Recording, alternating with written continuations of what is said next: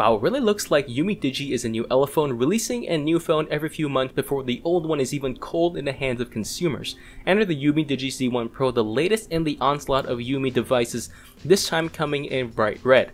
The UMi Z1 Pro houses some parts not usually seen in cheaper Chinese phones, such as an Amoled display and 6 gigs of RAM. It is accompanied by the Helio P20 processor and a hefty 4000 mAh battery as well. Umi is no stranger to controversy over QC issues, so let's see if the Z1 Pro takes part in any of this. The bright red chili color of this phone really sold me. I really love the color of this phone. However, it looks and feels like every previous Umi phone all the way back to the Umi Super, which isn't totally a bad thing. However, I had hoped that Umi would iterate on the body of the phone, gradually reducing bezels, but it looks like the footprint and design stays almost the exact same as the older UMi Z Pro. This phone is fairly easy to hold, but not as easy as a 5-incher, but the thinness does make it feel very small. The metal body is well made, the metal feels a little bit thin on the back, and tolerances are generally sharp with one possible exception, the camera module. I'm not sure if this is a quality control issue or a design choice, but the camera module is about a ½ millimeter off center, not a deal breaker in any way, but just to inform you.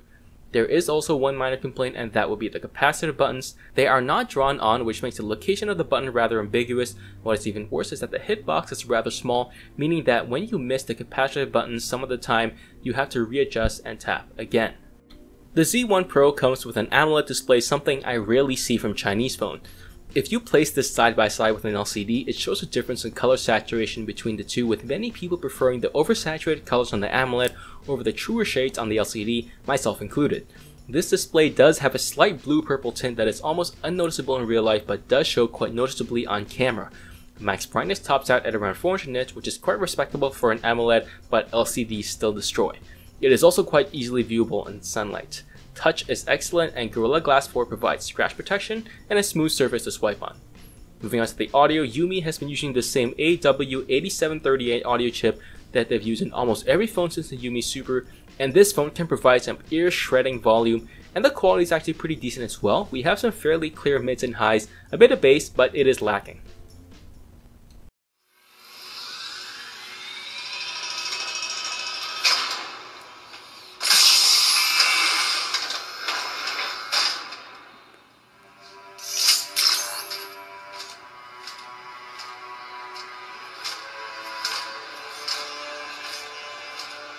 Every player will own an array of exosuits we call javelins.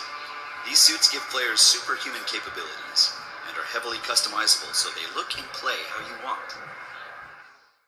The combination of the 4000 mAh battery, the AMOLED display, and the Helio P20 should provide great battery life. It provides good battery life. It definitely can be better as well.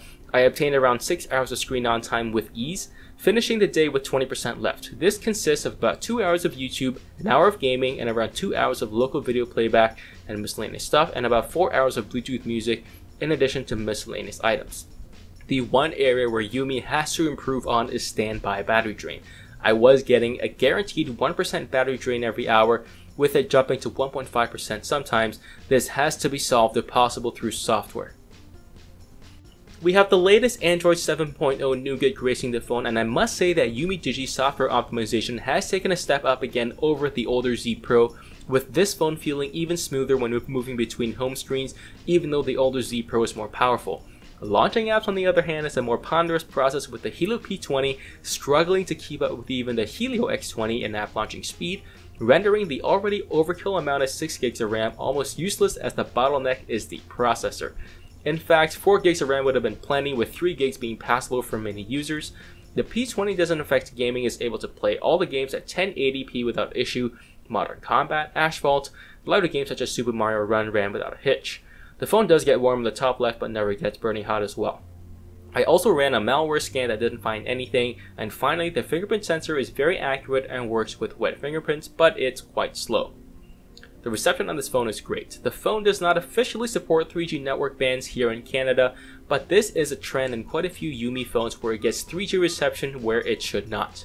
If I had to guesstimate how much time I spend on 4G, it would be around 80%, with the remaining 20% split heavily between 2G and 3G, heavily in favor of 3G. Wi-Fi speeds are great, an 800 megabyte file takes around 4 minutes, and Bluetooth range is good also. I used a GPS to navigate to work, and it was fairly accurate and fast. There is no NFC, so you cannot use Android Pay.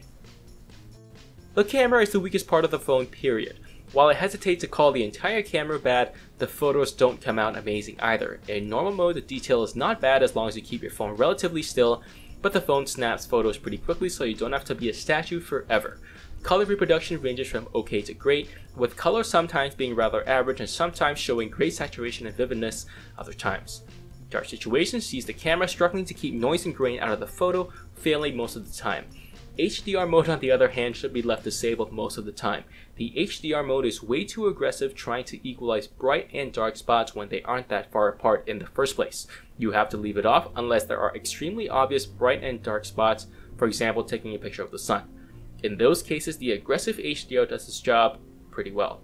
Moving on to Bokeh Mode, which I see as more and more as a gimmick. It adds bokeh in a rather unnatural circle, and it actually lowers the quality of the photo as well, so I don't see many applications for this. And moving on to the front-facing camera, that is also rather average as well. Now for the big one, the video. Before we even talk about the quality, let's talk about the camera app. The camera app seems to lag behind real life by about half a second. Now, you know what? This is completely normal. But half a second is reserved for like crappy cameras, not in a $300 device. In addition, the video recording is weirdly laggy, almost like the video is recording normally for a second, and the next second it kind of slows down, and then vice versa, it keeps on repeating and repeating. Now, on to the quality. The camera can record in 4K, and the video quality is weird also. If you look at it on a small enough screen, the 4K video looks incredibly crispy, which is not true of all 4K phones. But when you watch on a big screen, for example a laptop, you notice a very low level of detail resolve than what you would expect from a 4K camera. In fact, there is what I would call micrograin, meaning there is the same grain you see in low light present in well-lit videos, except you have to zoom in to see it. It almost has a rather interpolated look to the video.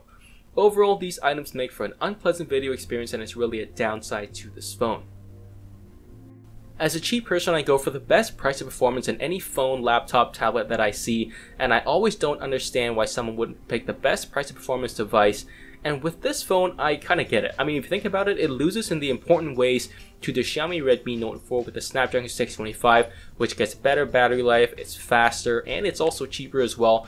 This Z1 Pro at $350 is twice the price of the Redmi Note 4 and is the definition of a non-price performance phone.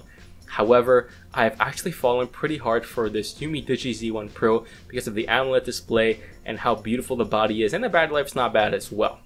So let me know what you think in the comments down below. Thanks for watching, be sure to hit like and subscribe, and I'll see you guys in the next one.